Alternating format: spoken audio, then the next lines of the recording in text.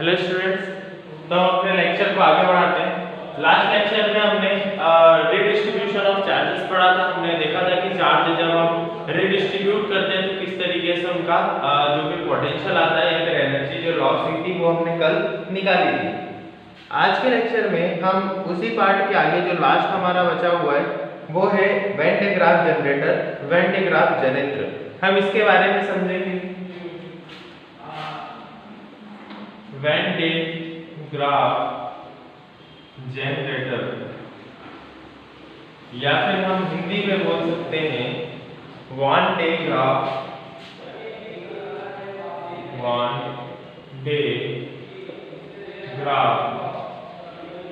जनित्र।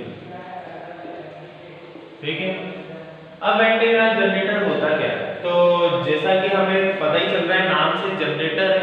ठीक है, तो जनरेटर जैसा ही काम करता होगा। यहाँ पर हमें ये इलेक्ट्रिसिटी प्रोवाइड करता है, जैसे कि अदर इलेक्ट्रिक जनरेटर क्या करते हैं, इलेक्ट्रिसिटी प्रोवाइड करते हैं। मैं आपको क्या बताता हूँ, एक सिंपल सा प्रिंसिपल जो कि जनरेटर का होता है। ठीक है, जनरेटर का बेसिकली प्रिंसिपल क्या होता है कि वहां पर मैकेनिकल वर्क होता है, मैकेनिकल वर्क के थ्रू हमें इलेक्ट्रिसिटी मिलती है। इसी से थोड़ा सा अपडेटेड फॉर्म आया इन्वर्टर।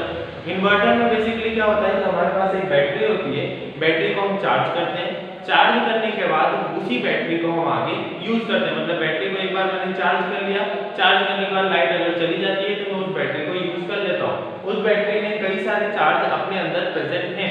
ठीक है, उस बैटरी के अंदर कई सारे चार्ज प्रेजेंट है। अब उन्हीं चार्ज को हम आगे चल के क्या करते हैं, यूज करते हैं। इसी तरीके से जनरेटर भी क्या है, यहाँ पर वेन डे ग्राफ जनरेटर एक ऐसा इक्विपमेंट, एक ऐसा डिवाइस है जिसको हम कुछ अमाउंट ऑफ करंट देते हैं और उसका वो बहुत ज्यादा परसेंटेज, मतलब या फिर मैं बोल सकता हूँ बहुत ज्यादा मल्टीप्लाई करके वो चार्ज हमें रिटर्न करता है। मतलब सिंपल सी बात है कि अगर मैं उसको 10 वोल्ट का चार्ज दे रहा हूँ तो वो मुझे 100 वोल्ट का चार्ज रिटर्न करेगा। तो आपको सुनते ही ये तो मजा ही आ गया होगा कि यार 10 वोल्ट चार्ज दे रहा हूँ और वो मुझे वापस कितना कर रहा है, 100 वोल्ट। यहाँ तो हमारा फायदा है, लेकिन ऐसा नहीं है। ठीक है, क्यों ऐसा नहीं है? क्योंकि ये 10 वोल्ट से 100 वोल्ट तो बना रहा है, लेकिन इसे इतना कम करंट नहीं चाहिए होता। इसे सिर्फ और सिर्फ 10 वोल्ट का करंट नहीं चाहिए, इसे कितना चाहिए, मिनिमम 10,000 वोल्ट का करंट चाहिए। ठीक है, 10,000 वोल्ट का पोटेंशियल अगर इसे मिलेगा तब जाकर ये approximately more than 1 lakh voltage of current provide करेगा। मैं आपको यहाँ पर एक डायग्राम बनाकर बता रहा हूँ वेन डे ग्राफ जनरेटर का।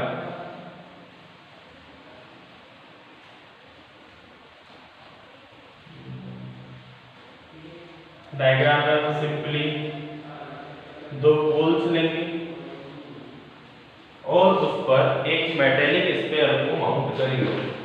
ठीक है, मेटेलिक स्फीयर को माउंट करेंगे तो मैं यहाँ पर क्या कर देता हूँ, एक मेटल के यहाँ पर भी एक ऐसा पुली टाइप स्ट्रक्चर बना देता हूँ और एक बहुत बड़े मेटल को यहाँ पर माउंट कर देता हूँ। लेट मी सी। ठीक है, थोड़ा सा बेकार बना है, लेकिन यहाँ पर हम देखते हैं कि एक बहुत बड़े मेटल को मैं क्या करूँगा, यहाँ पर मेटेलिक स्फीयर को हम यहाँ पर माउंट करेंगे। ठीक है,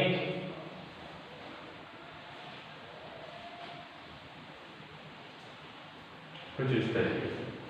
अब इस मेटेलिक स्फीयर को माउंट करने के बाद इसमें और भी कंस्ट्रक्शन है, या फिर मैं बोल सकता हूँ इसका कंस्ट्रक्शन अभी बाकी है। देखो, हमने एक मेटेलिक स्फीयर यहाँ पर माउंट कर दिया। अब यहाँ पर मैं क्या लगाऊंगा, दो पुली लगाऊंगा। ठीक है, पुली किस टाइप की मैं आपको बताता हूँ। पुली कुछ इस टाइप की।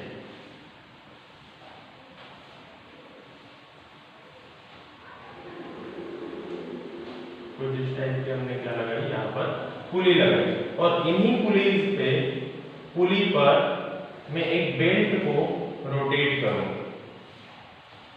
ठीक है, इसलिए पुली हमारी थोड़ी बड़ी होनी चाहिए यहाँ पर। हाँ, अब इन पुली पर मैं क्या करूंगा, एक बेल्ट को रोटेट करूंगा।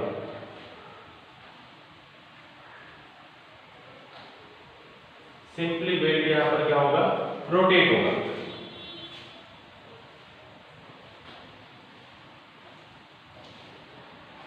पुली पर बेल्ट रोटेट होने के लिए हमें अब रोटेशन किस लिए होगा तो उसका भी मैं आपको रीजन बताता हूँ। ये हो गया हमारे सबसे पहले पोल्स,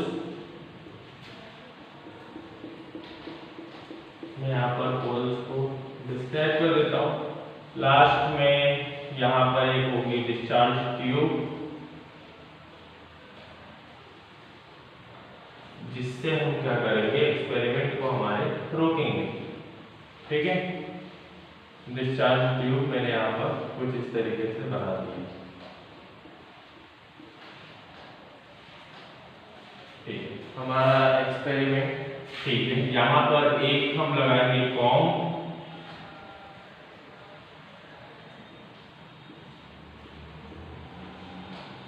यहाँ पर एक हमने लगा दिया कॉम और यहाँ पर भी हमने एक लगा दिया कॉम।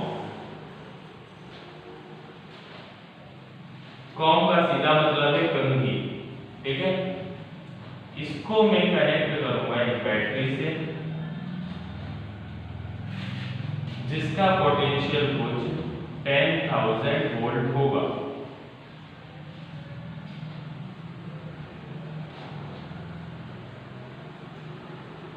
जिसका पोटेंशियल कितना होगा, 10,000 वोल्ट के अप्रोक्सीमेटली होगा।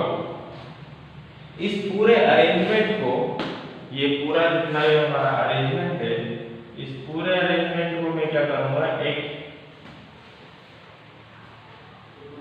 सिंपल से नॉन कंडक्टर के बॉक्स में बंद कर दूंगा।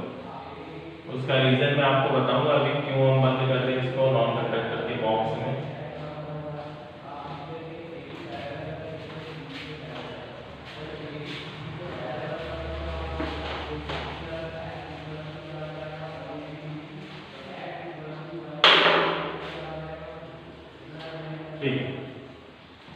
ये हमारा है वेंटेग्राफ जनरेटर। ठीक है, वेंटेग्राफ जनरेटर है ये हमारा। इसकी मैं आपको पूरी वर्किंग समझाता हूँ कि वेंटेग्राफ जनरेटर की वर्किंग क्या होती है, उसको बनाया किस लिए गया, फिर इसके बाद इसको बंद किस लिए करते हैं। जैसा कि मैं आपको पहले भी बता चुका हूँ कि वेंटेग्राफ जनरेटर अब हमारे एग्जाम्स में नहीं पूछा जाता, बहुत रेयरली पूछा जाता है क्योंकि ये बहुत पुराना हो गया। अब इसका मैन्युफैक्चरिंग भी नहीं होती, ना ही इसका कोई यूज है। ठीक है, हाँ, तो हम आते हैं अपने वेंटेग्राफ जनरेटर के डायग्राम पर। देखो यहाँ पर ये दो जो है P1 और P2 दे दो इनको, तो मैं इसको बोल देता हूँ P1, इसको बोल देता हूँ P2। P1 और P2 ये दोनों यहाँ पर पोल्स हैं जिस पर एक स्फीयर जिसका सरफेस एरिया S है उसको माउंट किया गया है। ठीक है, एक बैटरी है यहाँ पर जिसका EMF कुछ 10,000 वोल्ट है, जिसको हम क्या करेंगे, इन पोल्स के थ्रू यहाँ पर इलेक्ट्रिसिटी का फ्लो यहाँ पर देंगे। ठीक है, 10,000 वोल्ट का ये कॉम है। कॉम को मैं एक को C1 और एक को C2 बोल देता हूँ। ठीक है, कॉम है, यहाँ पर ये कॉम हो गए और ये एक डिस्चार्ज ट्यूब है जिसे मैं D बोल देता हूँ।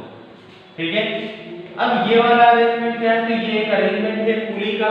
देखो 10th में आपने एक अरेंजमेंट पढ़ा होगा मैग्नेटिक सेपरेशन का। ठीक है, मैग्नेटिक सेपरेशन का अरेंजमेंट किस टाइप से होता है कि दो पुली होती है और उसके ऊपर एक बेल्ट रोटेट होता रहता है।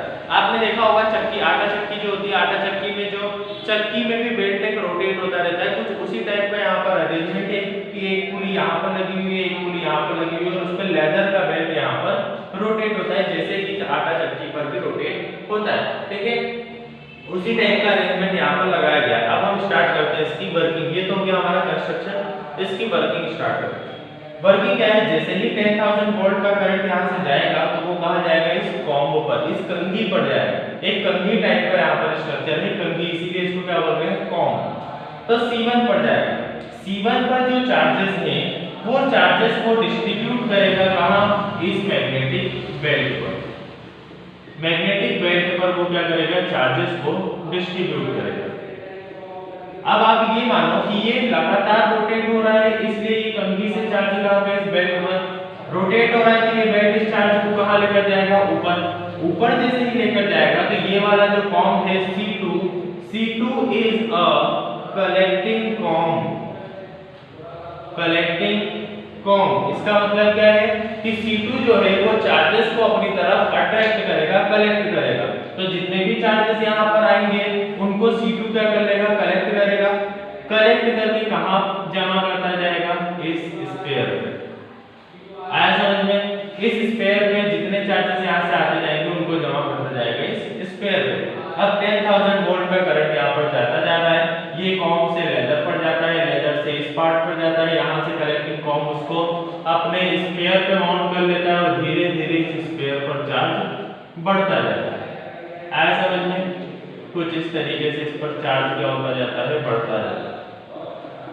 इसकी कैपेसिटी कुछ 5 to 6 मिलियन तक चार्ज कलेक्ट करने की होती है। जो भी मेटेलिक स्फीयर है यहाँ पर, धातु का गोला जो है यहाँ पर, उसकी जो कैपेसिटी है, उसका जो संधारित्र है वो कितना है, कम से कम 5 से 6 मिलियन तक वो 5 से 6 मिलियन का आप मतलब समझ रहे होगे, 10 लाख का 1 मिलियन होता है, तो कम से कम 50 से 60 लाख तक का वो करंट अपने अंदर आप कलेक्ट कर सकता है, संधारित्र कर सकता है एकत्रित। इसी तरीके से देखा जाता है 10 वोल्ट का जो चार्ज है, 10,000 वोल्ट का जो चार्ज है वो कलेक्टिंग कॉम पे जाएगा, उससे लेजर बेड पे इंड्यूस होने के बाद यहाँ पर जाएगा। ये कलेक्टिंग कॉम उसको अपने मेटेलिक स्फीयर पर माउंट करता जाएगा और धीरे धीरे उस चार्ज को कलेक्ट करता जाएगा। ठीक है, जहां पर हमें ऐसा लगा कि चार्ज ओवरफ्लो हो रहा है, मतलब चार्ज हमारे पास सफिशिएंट आ चुका है, तो हम इस डिस्चार्ज ट्यूब को नीचे गिरा देंगे, जिससे कि ये एक्सपेरिमेंट वहीं पर बंद हो जाएगा, इसका कनेक्शन टूट जाएगा, ना चार्ज यहाँ से फ्लो होगा, ना पुली रोटेट होगी और पूरा जो डिवाइस है हमारा वो वहीं उसी कंडीशन पर स्टेबल स्टेट पर रहेगा।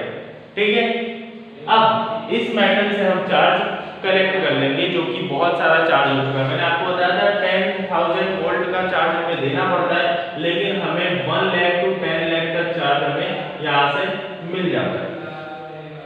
1 लाख to 10 लाख वोल्टेज का चार्ज हमें यहाँ से मिल जाता है। तो आप समझ सकते हो कि एक तरीके से बहुत बेनिफिशियल एक्सपेरिमेंट है, बेनिफिशियल डिवाइस है हमारे लिए, लेकिन इसको यूज नहीं किया जाता। इसके कई सारे कारण हैं। पहला कारण ये कि 10,000 वोल्ट का चार्ज बैटरी हमें कहां से लानी पड़े, मतलब सिंपली अगर मैं देख रहा हूं 10,000 वोल्ट, तो एक कोई बहुत बड़ा इन्वेस्टमेंट होता है। ठीक है, 10,000 वोल्ट की बैटरी एक खुद में ही क्या है, बहुत बड़ा हमारे पास प्रॉब्लम है।